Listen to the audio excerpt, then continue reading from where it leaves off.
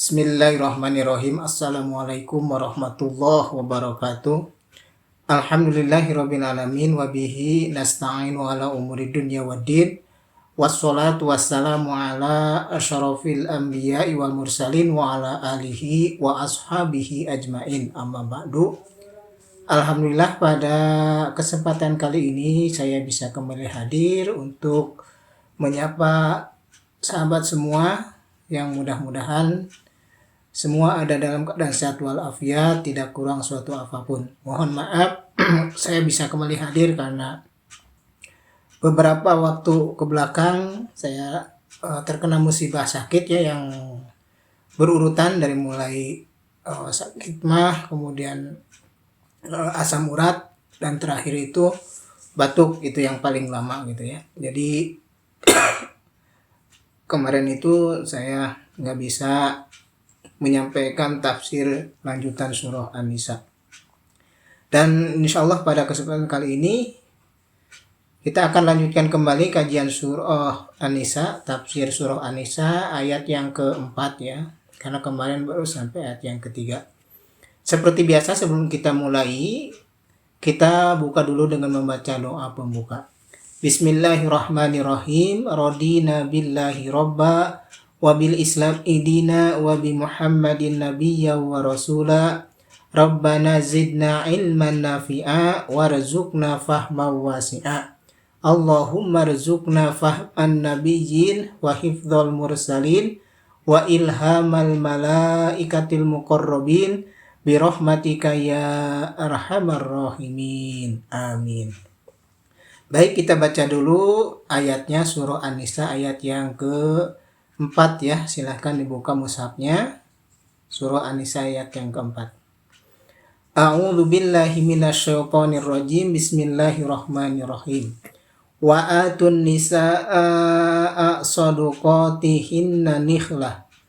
Fa yaqibana lakum an syai'in minhu nafsan fakuluhu hani'am mari'a.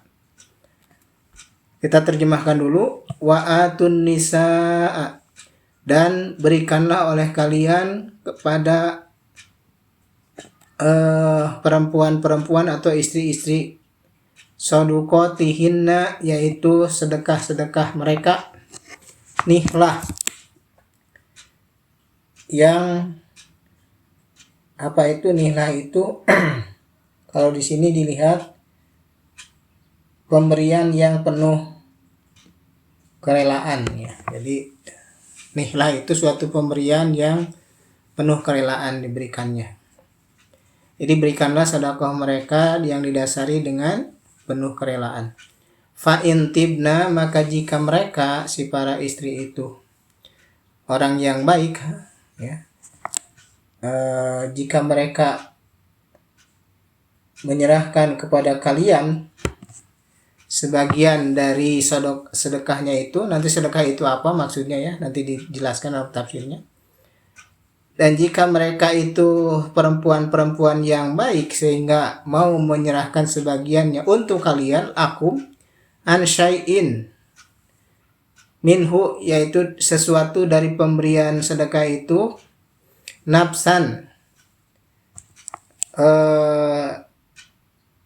dengan senang hati, fakuluhu, maka makanlah oleh kalian hu, sedekah itu gitu ya, hani ammari'a, dengan senang hati. Jadi terimalah dengan senang hati. Ya, sekarang kita ke tafsirnya. Ini ayat berkaitan dengan ayat yang ke-1, kedua, ketiga, menjelaskan tentang orang yang bertakwa ya. Orang yang bertakwa itu di ayat yang pertama disebutkan cirinya itu adalah memberikan kepada anak-anak yatim akan haknya. Kemudian tidak boleh menukar yang buruk dengan yang baik. Yang buruknya diberikan kepada anak yatim, yang baiknya diambil oleh kita. Nah, itu orang yang bertakwa nggak boleh seperti itu. Kemudian jangan memakan harta anak yatim. karena itu adalah suatu perbuatan dosa yang besar. Selanjutnya ayat yang ketiga kemarin, ciri orang yang bertakwa itu hati-hati ketika akan menikah. Kalau tidak bisa berbuat adil kepada anak yatim, maka lebih baik nikahilah perempuan-perempuan yang bukan dari golongan yatim. Boleh 1, 2, 3, sampai 4. Tapi kalau kalian tidak bisa sanggup untuk berlaku adil, maka orang yang bertakwa akan memilih seorang saja gitu ya, karena berlaku adil itu berat ya. Nah itu ciri-ciri orang yang bertakwa di ayat ke-1, ke-2, ke-3. Nah yang keempat, orang yang bertakwa itu ketika dia akan menikahi istri, maka dia pasti akan membayarkan wa atun nisaa shaduqatihinna nihlah. Dia akan memberikan kepada istri-istri yang dinikahinya itu adalah shaduqatihinna, sedekah-sedekahnya, sedekah mereka. Sedekah yang dimaksud di sini adalah mahar atau mas kawin. Kenapa memakai bahasa sedekah mahar itu? Karena ya besar kecilnya itu Islam tidak menetapkan. Sebagai halnya kita mau bersedekah sesuai kemampuan masing-masing gitu. Makanya pakai bahasa shaduqatihinna, sedekah-sedekah mereka. Berikanlah sedekah-sedekahnya. Maksudnya mas kawinnya berikan. Karena dalam Islam itu mas kawin tidak ditetapkan harus berapa-berapanya, sesuai kemampuan masing-masing. Alal musi'i qadaruhu wa alal muqtiri qadaruhu. Bagi yang kaya sesuai kesanggupannya, bagi yang miskin sesuai kesanggupannya. Itu adalah anjuran dalam Islam dalam hal memberikan mas kawin. Sama halnya juga sedekah itu Islam tidak menetapkan batasan berapa-berapanya. Beda dengan zakat. Kalau zakat misalnya zakat fitrah itu nisabnya 1 sok atau 4 mud gitu ya. Sedangkan kalau zakat mal setara dengan 2,5% gitu ya. 2,5% itu pun kalau harta itu sudah mencapai nisabnya 85 gram emas, kemudian haulnya juga 1 tahun.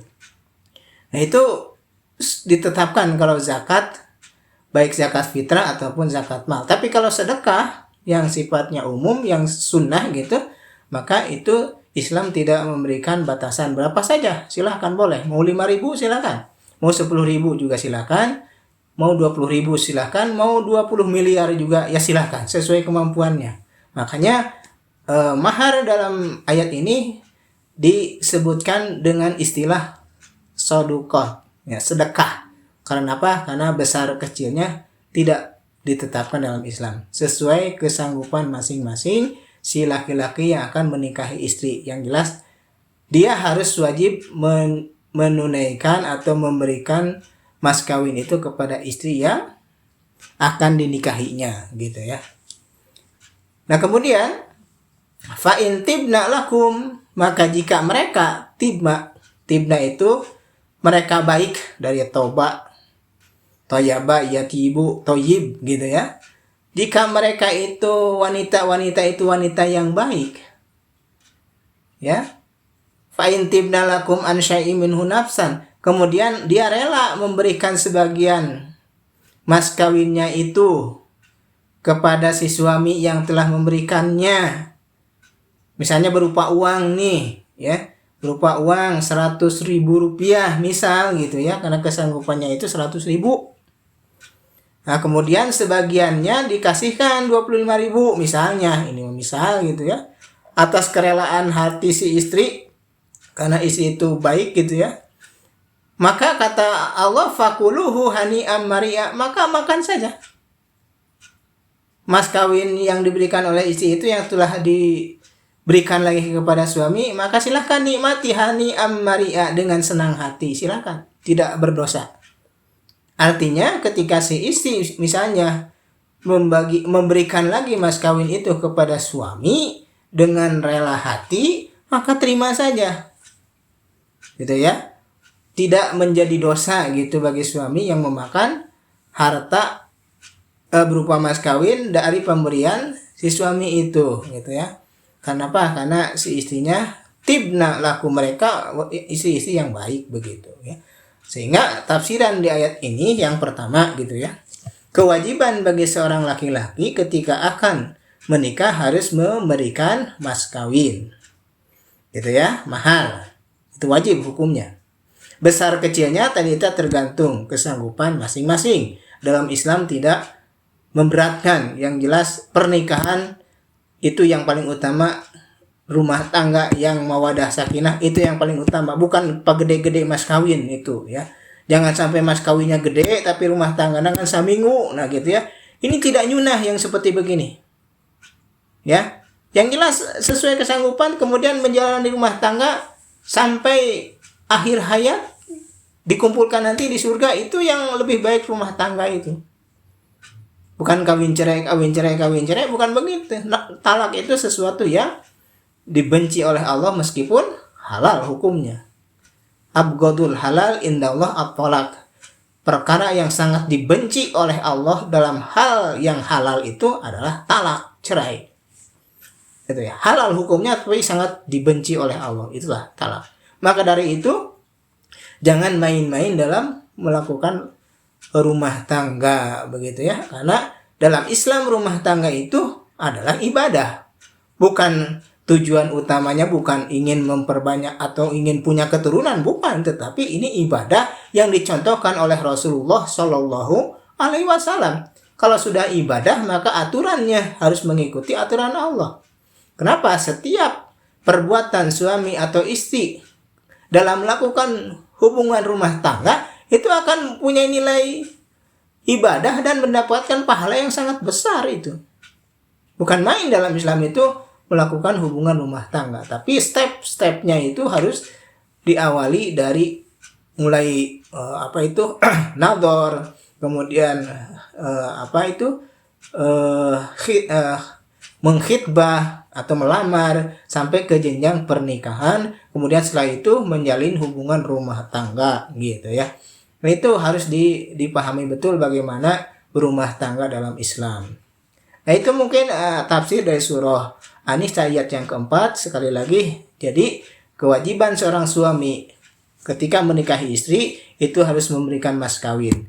Kemudian hak seorang istri yang dinikahi oleh suami adalah menerima mas kawin, gitu ya. Kemudian si istri yang baik kemudian mau memberikan sebagian mahar itu kepada suami, maka suami, kata Allah, silahkan makan saja, tidak menjadi dosa. Itu mungkin yang bisa disampaikan tafsir dari surah An-Nisa ayat yang keempat. Insya Allah pada kesempatan yang lain kita akan sambung kembali dengan tafsir surah An-Nisa ayat yang kelima. Kita sudahi saja, kita tutup dengan membaca doa penutup dan doa kifarat majelis. Bismillahirrahmanirrahim. Wal asr innal insana lafi khusr illa alladzina amanu wa amilus solihat wa tawassaw bil haq wa tawassaw bis sabr. Allahumma hdina bihidayatil Qur'an wa nawwir qulubana binuril Qur'an wa zayyin akhlaqana bijahil Qur'an wa hassin a'malana bidzikril Qur'an wa bayyid wujuhana bi barakatil Qur'an warzuqna bi mu'jizatil Qur'an wa najjina minan nar bi karamatil Qur'an wa adkhilnal jannah bi syafaatil Qur'an. Allahul kafi rabbunal kafi qasadnal kafi wajadnal kafi likullil kafi kaffanal kafi wa ni'mal kafi. Alhamdulillah. Subhanakallahumma wa bihamdika asyhadu an la ilaha illa anta astaghfiruka wa atubu ilaik. Wassalamualaikum warahmatullahi wabarakatuh.